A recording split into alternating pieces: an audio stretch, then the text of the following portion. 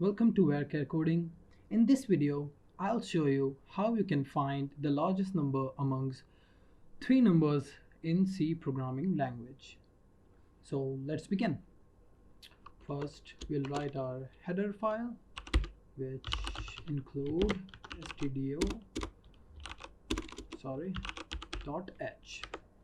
Now the main function, and from here we'll write our program. So first, because we are taking three numbers from the user, we'll take three integer type of variables. So first write int n1, n2 and n3 and put the semicolon there. Okay, now we'll print the message, which is enter three numbers. Now we'll use scanf function to take input from the user. So %d, %d, if you don't know, is a format specifier. Okay, now ampersand n1 to store the first number in n1, and ampersand n2, and now ampersand n3, and now we'll put semicolon there. So now we'll write our condition here. So if the first condition will be to check the first number with the other two numbers. So we'll check the first number, which is n1. If n1 is greater than or equals to n2, and n1 is greater than or equals to n3, then we'll print what we'll print, that %d is the largest number, and in the place of %d we'll print n1. So basically we are checking the first number with the other two. This is the simple condition. So now we'll write else if,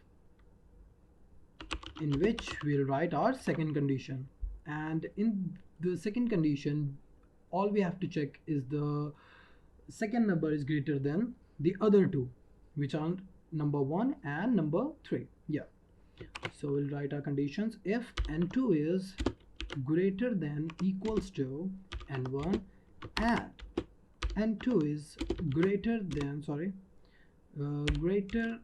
than or equals to n3, then we'll print the message, which is %d is the largest number, and in the place of %d we'll print n2. So basically we have checked our first two numbers, and if the condition of these first two will be false, then we'll write our we'll print the third number, which is n3. So we don't have to write any condition in else. So let's just jump straight into the printf function and write %d is the largest number, and we'll print n3 in the place of %d. So we are done with our program, and all we have to do is to return 0. Basically it returns nothing. Okay, so let's run it and check it whether it is working fine or not. So let's check 25, 36 and 72. So as we have got the answer, which is right, 72 is the largest number. So this was our program. Hope you all find it helpful. If you do so, like this video, comment down your queries or questions, share it with your friends, and subscribe to WhereCare Coding.